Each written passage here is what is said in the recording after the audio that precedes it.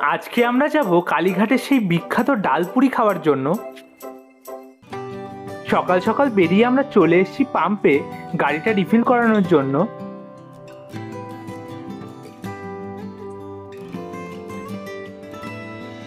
গাড়ি রিফিল করিয়ে বেরিয়ে পড়েছি, যাচ্ছি ব্যারাকপুর দিশাতে।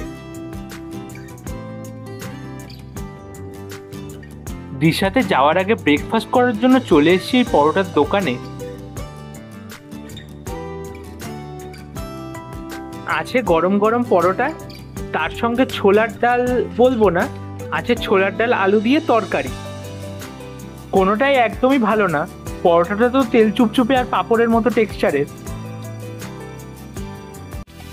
খুবই বাজে ব্রেকফাস্ট করে চলে এসেছি আমরা দিশাতে।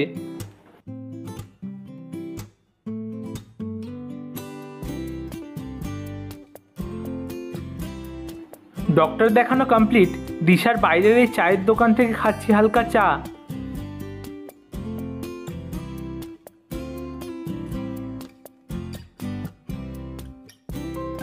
দাদা চা নিয়েছে আর আমি এখানে খাচ্ছি কলা। দিশার বাইরের এই ছোট স্টল থেকে আমরা খাচ্ছি বেকরি এই কেকটা, এটা আমাদের খুবই পছন্দের। আর 2 বক্স কেক আমরা বাড়ির জন্য নিয়েছি। ওই দোকানে চা খেয়ে ঠিক পোষালো না, তাই দিশা থেকে বেরিয়েই রাস্তার ধারে এই চায়ের দোকান থেকে আবার একটু চা খাচ্ছে দাদা।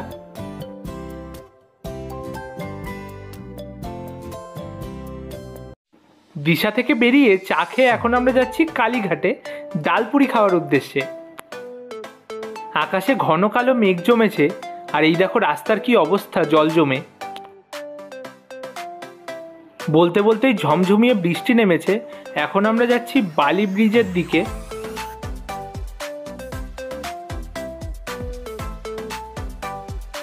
আমরা বালি ব্রিজ দিয়ে গিয়ে দ্বিতীয় হুগলি সেতু হয়ে কালীঘাট ঢুকবো।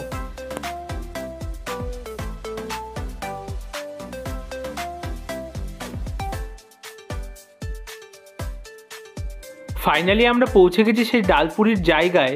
লোকেশনটা তোমাদের বলে দিই, শ্রী চৈতন্য গৌড়ীয় মঠের উল্টো দিকেই এই ডালপুরির দোকানটা। অ্যাকচুয়ালি আমরা এসছিলাম কালীঘাটের সেই পরিচিত ছোটুদার দোকানে ডালপুরি খাওয়ার জন্য, কিন্তু উনি আজকে না থাকার জন্য চলে এসেছি এই সঞ্জয়দার দোকানে। 5 পিস ডালপুরি, তার সঙ্গে এরকম কষা কষা আলুর দম, সয়াবিন আর চাটনি আর পেঁয়াজ দিয়ে দাম 25 টাকা। কারোর যদি পরে আলুর দম বা সয়াবিন লাগে সেটাও এখানে প্রোভাইড করা হয়। ফাইনালি আমরা ডালপুরি হাতে পেয়ে গেছি, এবার টেস্ট করার পালা। ওভারঅল টেস্টের কথা যদি বলো, গরম গরম ডালপুরি তার সঙ্গে আলুর দম সয়াবিন দিয়ে মিলিয়ে মিশিয়ে যথেষ্ট ভালো।